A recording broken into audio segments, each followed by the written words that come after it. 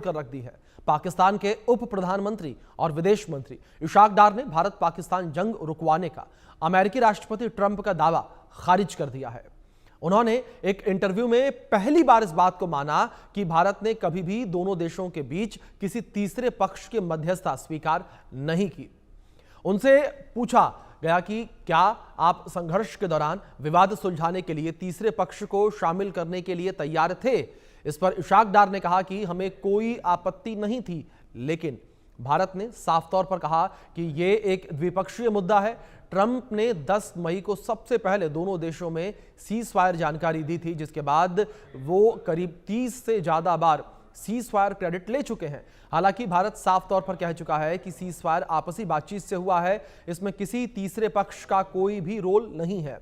उन्होंने कहा कि जब पाकिस्तान ने अमेरिकी विदेश मंत्री मार्को रूबियो से भारत के साथ तीसरे पक्ष की मध्यस्थता के बारे में पूछा तो उन्होंने इस बात से इनकार किया।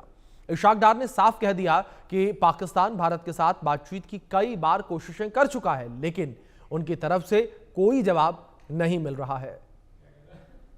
इस बीच एक बड़ी खबर निकलकर सामने आ रही है, उसका रुख कर लेते हैं। ऑपरेशन सिंदूर को लेकर यह बड़ी जानकारी। ऑपरेशन सिंदूर को लेकर पाकिस्तान का बड़ा कबूलनामा सामने आया। इशाक डार ने सीज फायर पर ट्रंप के दावे को खारिज कर दिया। भारत ने मध्यस्थता स्वीकार नहीं की। इशाक डार ने कहा, रूबियो ने कहा था कि भारत पाकिस्तान संवाद होगा और भारत ने तीसरे पक्ष की मध्यस्थता को नकार दिया। ये बड़ी खबर है जो इस बीच निकलकर सामने आ रही है। तो ये बड़ा कबूलनामा सामने आया है पाकिस्तान का। पाकिस्तानी विदेश मंत्री और उप प्रधानमंत्री ने ये बड़ा कबूलनामा किया है ऑपरेशन सिंदूर को लेकर। ऑपरेशन सिंदूर के दौरान जो सीज फायर हुआ उसको लेकर, और अमेरिका जो बार बार क्रेडिट लेने की कोशिश कर रहा है उसको लेकर भी ये एक बड़ा बयान सामने आया, एक बड़ा कबूलनामा सामने आया है। भारत ने तीसरे पक्ष की मध्यस्थता को नकार कर दिया। इस बीच आपको सुनवाते हैं कि पाकिस्तानी उप प्रधानमंत्री इशाक डार का ये पूरा बयान किस तरीके से निकलकर सामने आया है, तो सुनिए आप। We don't mind, but India has categorically been stating it's a bilateral, so we don't mind bilateral. When we met 25th of July, bilateral meeting, myself with Secretary Rubio in Washington, I asked him what happened to the dialogue.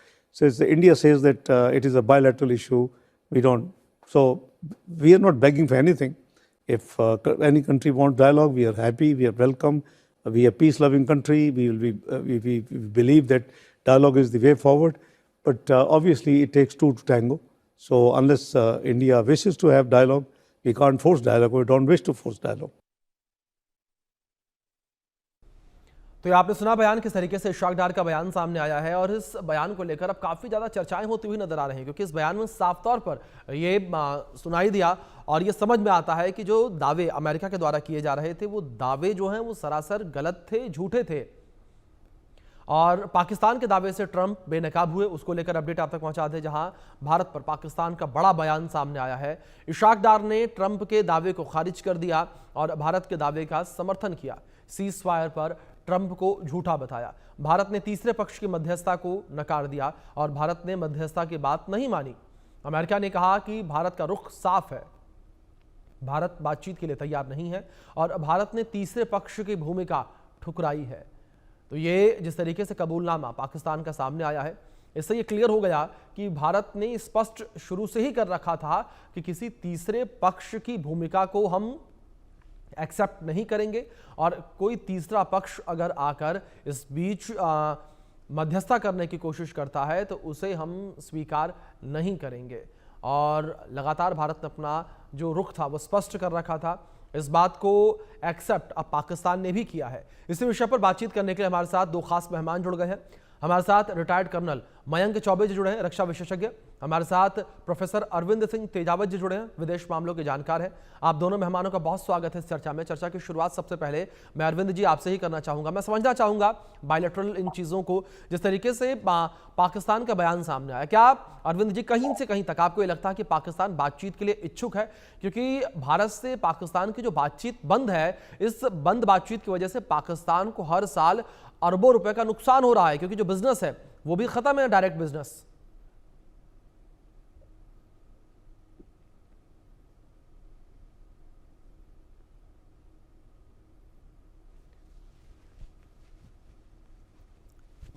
Arvind ji, आवाज पहुंच रही है आप तक मेरी? चलिए, किसी तकनीकी खामी की वजह से अरविंद जी की आवाज हम तक नहीं पहुंच पा रही। मयंक जी का रुख करेंगे। मयंक चौबे जी हमारे साथ लगातार बने हुए हैं। मयंक जी, जिस तरीके से ये बयान सामने आया पाकिस्तान का, क्या इससे ये माना जाए कि पाकिस्तान कहीं ना कहीं बातचीत करना चाहता है, या पाकिस्तान के एक चाल के रूप में देखें इसे? देखिए अभिषेक जी, इस समय पाकिस्तान की हालत ऐसी है जी कि जिसको हिंदी में कहते हैं दीवार से लग जाना। उसके पास में सोल्यूशन कुछ नहीं है। जी मतलब आगे कुआं है, पीछे खाई है। अगर वो बातचीत की टेबल पर नहीं आता, भारत के आगे गिड़गिड़ाता नहीं है, तो उसका आगे कोई एग्जिस्टेंस जो है वो नहीं दिख रहा है मुझे। कारण आप देखिए कि पहले डोनाल्ड ट्रंप साहब ने आसिम मुनीर साहब के साथ में बड़ी गलबैयां डाली थी, और एक तरीके से उन्होंने दुनिया को दिखाने की कोशिश कर रहे थे कि भारत को वो दरकिनार कर रहे हैं। अचानक उनका रुख बदला, उन्होंने पाकिस्तान का साथ छोड़ा और प्राइम मिनिस्टर नरेंद्र मोदी की तारीफ करनी शुरू की, और ये भी कहा कि हम आगे बढ़ेंगे, दोस्ती आगे बढ़ेगी। और उसका जवाब भी प्राइम मिनिस्टर ने बड़े सहज तरीके से तुरंत दे भी दिया। तो पाकिस्तान के मन में मेरे ख्याल से डर समाया हुआ है कि हो सकता है अमेरिका जो है पाकिस्तान का किसी क्षण भी हाथ छोड़ सकता है। चीन जो है एक तरह से पाकिस्तान को अलग कर चुका है अपने आप से। जिस प्रकार से चीन का रुख भारत की ओर थोड़ा सा नर्म होता दिखाई दिया है, जी चीन ने दोस्ती की तरफ हाथ बढ़ाने की कोशिश भी की। हालांकि उस पर विश्वास जो है हम नहीं कर सकते, परंतु फिर भी ऑप्टिक्स ये कहते हैं कि चीन जो है वो पाकिस्तान से थोड़ा सा नजर आ रहा है। इन सब चीजों को देखते हुए पाकिस्तान को समझ में आ रहा है मेरे ख्याल से कि भारत के साथ में ऊपरी तौर पर कम से कम शांति दिखाने का समय आ गया है।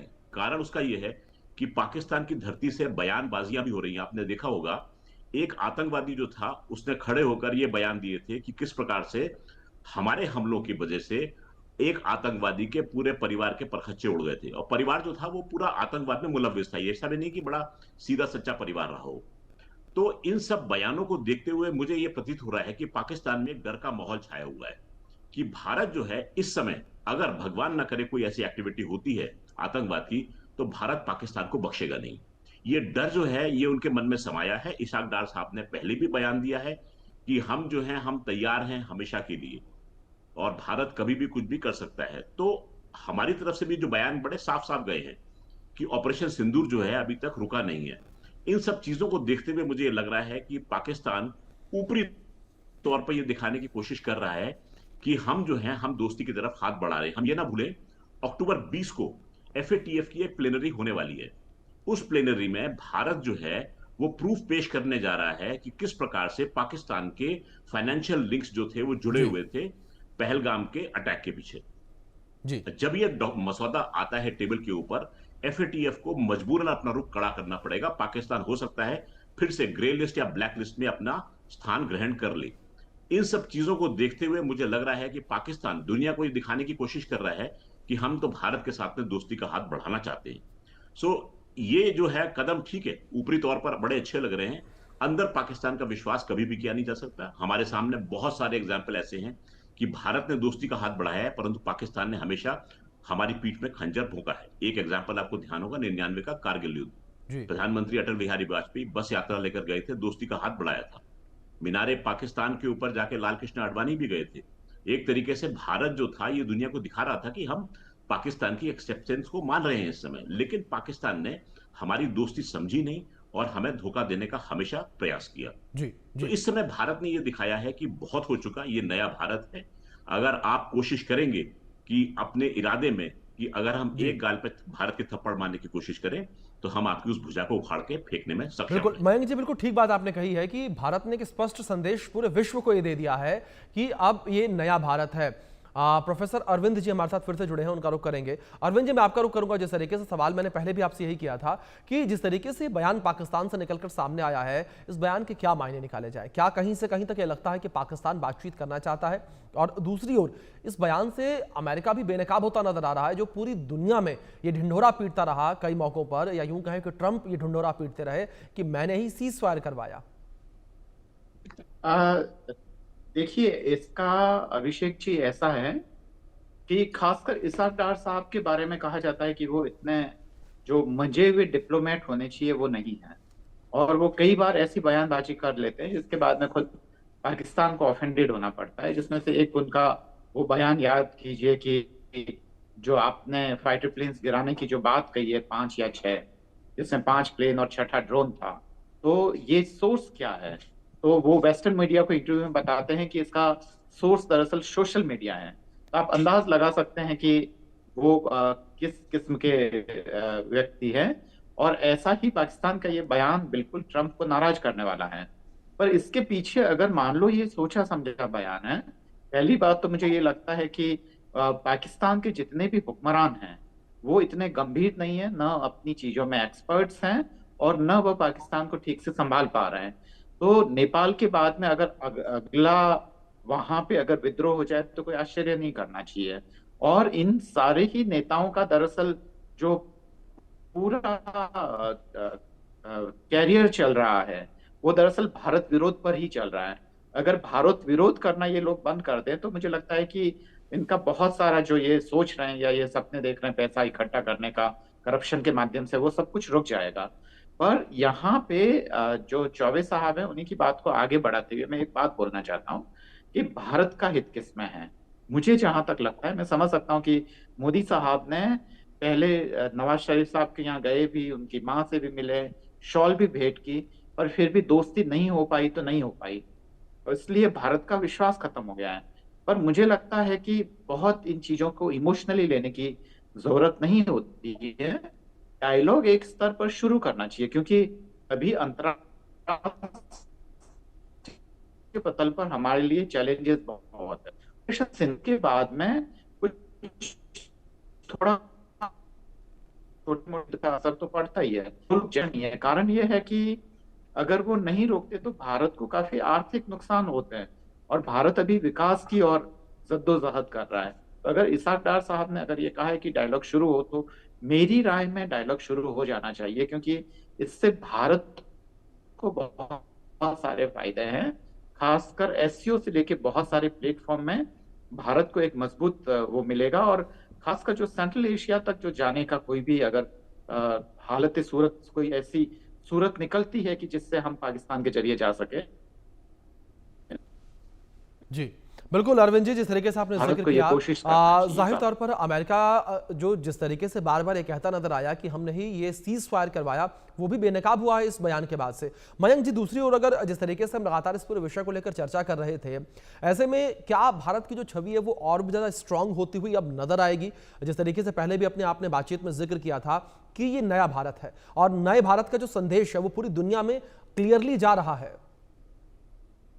बिल्कुल बिल्कुल, बहुत सही बात की। और अरविंद जी की बात को ही मैं थोड़ा सा और आगे बढ़ाऊंगा कि देखिए, इसाक डार साहब जो हैं, बड़ा चेकर्ड कैरियर रहा है उनका। जैसा कि अरविंद जी ने बताया कि बहुत डिप्लोमेटिकली वो आंसर दे नहीं पाते हैं, तो आप ध्यान करिएगा, छोटा सा हिस्ट्री में जाऊंगा उनकी।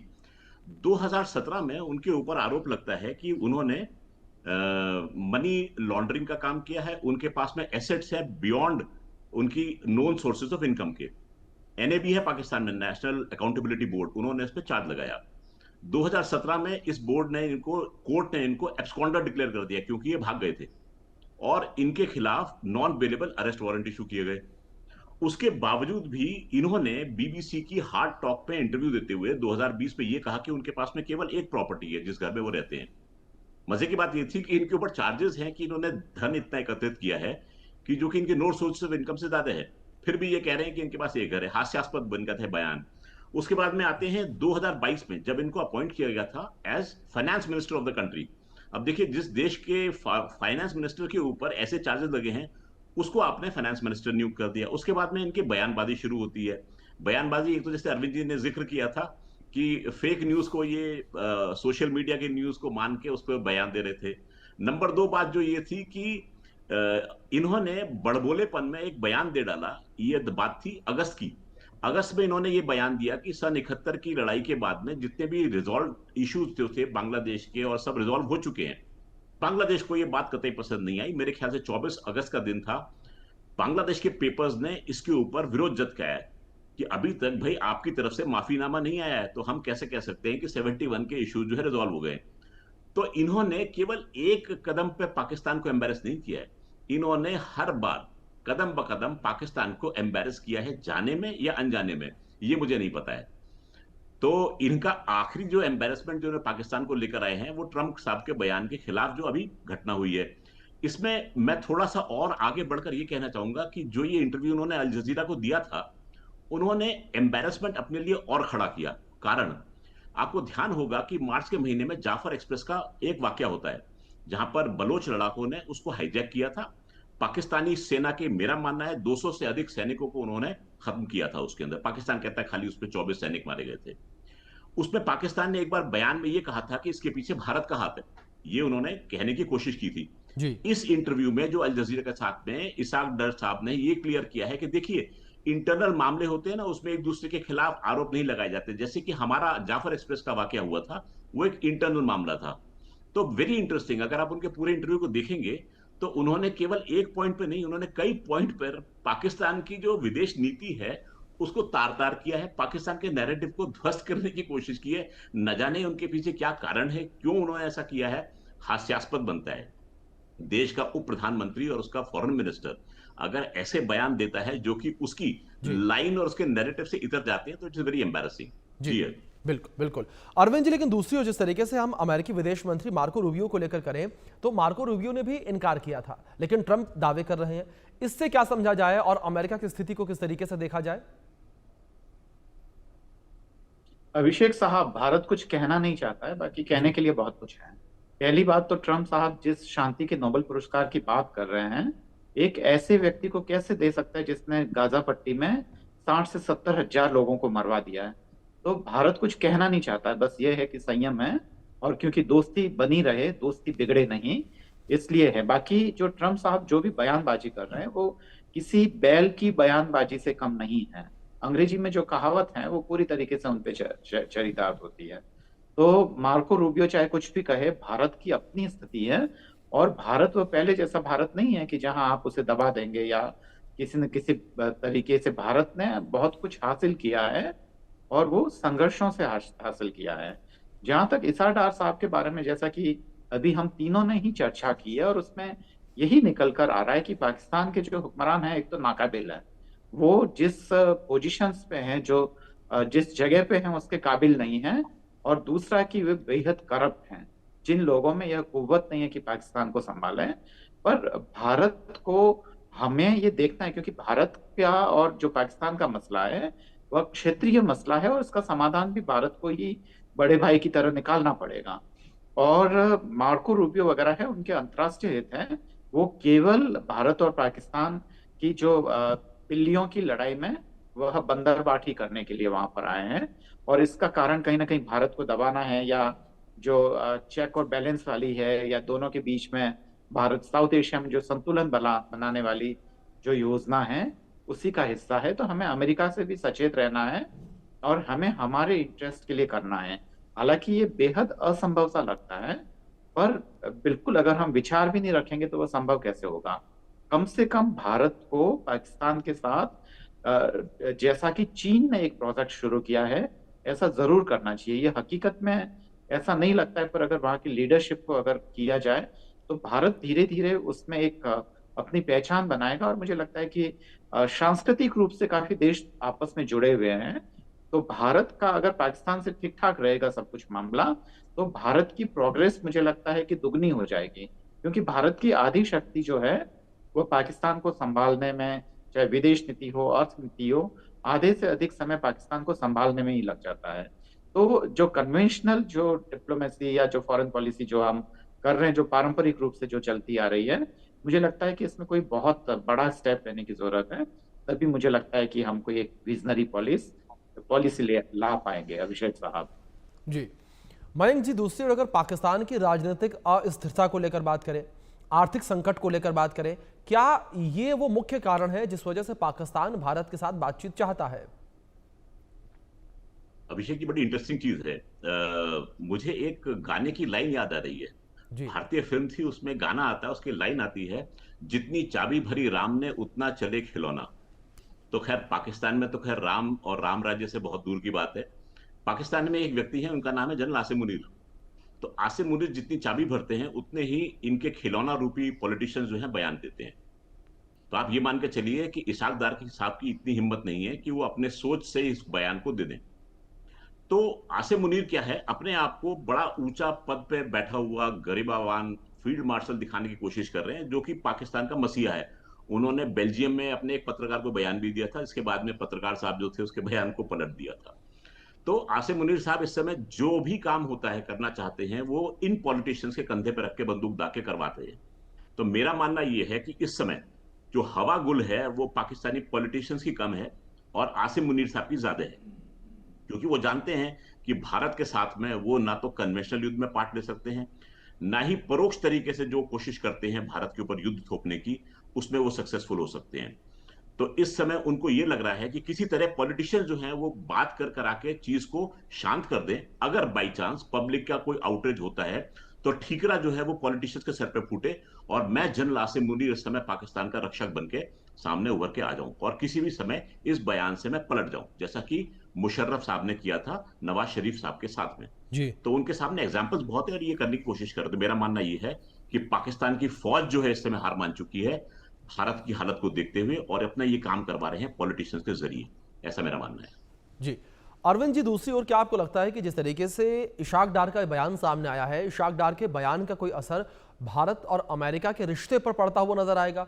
इसमें एक चीज मैं और ऐड ऑन करना चाहूंगा, क्योंकि रिश्तों को लेकर लगातार तल्खियां देखने को मिल रही है, लेकिन पीएम मोदी को फोन करना अमेरिकी राष्ट्रपति का, उनके जन्मदिन पर उन्हें बधाई देना और बधाई देने के साथ साथ ये कहना कि आप बहुत अच्छा काम कर रहे हैं, इसे क्या समझा जाए? अरविंद जी। बिल्कुल अभिषेक साहब, आपने ठीक संकेत किया है और ऐसी राय भी आ रही है लोगों के बीच में कि ये अगर बयान सोचा समझा बयान है, अगर हम इसको मासूमियत ना समझें तो ये सच है कि भारत और अमेरिका में जहाँ की अभी खासकर ट्रेड डील को लेकर बातें हो रही है, अगर ऐसे गड़े मुद्दों को उखाड़ा जाएगा कि मध्यस्थता की थी या नहीं की थी या इनकार किया था, तो दोनों ही देशों के बीच में कॉन्फ्लिक्ट पैदा होगा और उसके पीछे हो सकता है कि इशाक डार साहब की यह नीति हो। पर मुझे लगता है कि यह इस तरीके का नहीं होकर उनका बचकानापन अधिक है, जिसमें वह पाकिस्तान के हितों की भी अनदेखी कर रहे हैं। तो मेरा व्यक्तिगत तौर पर अभिषेक साहब ये ख्याल है। जी जी जी मयंक जी, मैं आपसे भी ये चीज़ें समझना चाहूँगा कि जिस तरीके से अमेरिका जो है वो पाकिस्तान में भी अपना इंटरेस्ट लगातार देख रहा है। आपने भी पहले जिक्र किया था, आसिम मुनीर जिस तरीके से अमेरिका गए थे, वहाँ पर वो 2 महीने के अंदर 2 बार गए। तो क्या यहाँ पर ये भी माना जाए कि जहाँ अमेरिका पाकिस्तान के अंदर अपना इंटरेस्ट देख रहा है और इस बीच पाकिस्तान की तरफ से इस तरीके का बयान निकल कर सामने आना, क्या जो इन्वेस्टमेंट की सोच अमेरिका रख रहा है उस पर भी कोई प्रभाव पड़ता नजर आएगा और आगे चलकर पाकिस्तान अपने बयान से पलट जाएगा? क्योंकि जाहिर तौर पर हम सभी को पता है कि पाकिस्तान केवल और केवल पैसा चाहता है, उसे बयान से या जो सच्चाई है उससे कोई लेना देना नहीं है। अभिषेक जी, बिल्कुल सही बात कही है आपने। पाकिस्तान की इस समय स्थिति ऐसी है कि उसको लगता है कि अमेरिका कभी भी उसको धोखा दे सकता है, क्योंकि अमेरिका अपने हित को साध कर चलेगा। बिल्कुल। जब तक अमेरिका के हित रहेंगे तब तक उसका पाकिस्तान में इंटरेस्ट रहेगा, उसके बाद में उसका पाकिस्तान से कोई इंटरेस्ट है नहीं। देख रहा है वो कि चीन जो है वो भी पाकिस्तान में अपने हित साधता है, तो वो किसी प्रकार से चीन को भी अपने से अलग नहीं कर सकता। तो इस समय पाकिस्तान जो है वो तलवार की धार पर चल रहा है। वो चाहता है कि अमेरिका से मुझे पैसे भी मिलते जाएं और चीन जो है उसका भी मुझे साथ ना छूटे। चीन ने इस समय एससीओ समिट में यह दिखा दिया है कि भारत उसके लिए कितना इंपॉर्टेंट है। जी ये जो पिक्चर जो सामने आई हैं शी जिनपिंग की मोदी जी के साथ में और पुतिन के साथ में हाथ मिलाते हुए, हंसते बोलते बात करते हुए, ये बहुत लोगों के पेट में उदर पीड़ा करेगी। ये तो इसकी उदर पीड़ा जो है वो ये अमेरिका में भी देखी गई और हो सकता है इस चीज का असर पाकिस्तान की निगाहों में भी आया है, क्योंकि इस समय दिखाई ये दिया है कि मोदी जी जो हैं वो वर्ल्ड लीडर बनकर उभरे हैं और एक तरीके से इस समय ट्रंप साहब ने जब उनको बधाई संदेश दिया है तो ये भी कहा है कि प्राइम मिनिस्टर मोदी जो हैं उन्होंने रूस और यूक्रेन के युद्ध को रोकने में एक अहम भूमिका अदा की है। तो आप ये मान के चलिए कि हर आदमी ये चाहता है कि किसी प्रकार से मैं भारत की गुड बुक्स में रहूं। जी कोई भारत से पंगा लेने की स्थिति में नहीं है और ना ही लेना चाहता है। बिल्कुल। तो अमेरिका ने अपने आप को मिड कोर्स करेक्शन किया है शायद यहाँ पर, और कहते हैं ट्रंप साहब का, मेरा ये मानना है कि एक कहावत है, येड़ा बन के पेड़ा खाना। जी दुनिया के सामने आपने दिखाया है कि मैं मूर्ख हूं, मैं ऐसा हूं, हंसी का पात्र हूं, परंतु समझदारी उनमें बहुत है। जी वो एक मल्टी बिलियनर और अमेरिका के राष्ट्रपति यूं ही नहीं बन गए। बिल्कुल। तो इस समय पाकिस्तान को समझना पड़ेगा कि उसके हित कहां पर हैं और उसको किस बिल्कुल प्रकार मयंक से जी, बिल्कुल चलना ठीक है आपने। पाकिस्तान को तमाम चीजें समझने की जरूरत है कि उसके हित कहां पे, लेकिन इस बीच देखने वाली बात यह भी होगी कि जो बयान निकलकर सामने आया है उसके क्या कुछ मायने आगे चलकर निकाले जाते हैं, क्या असर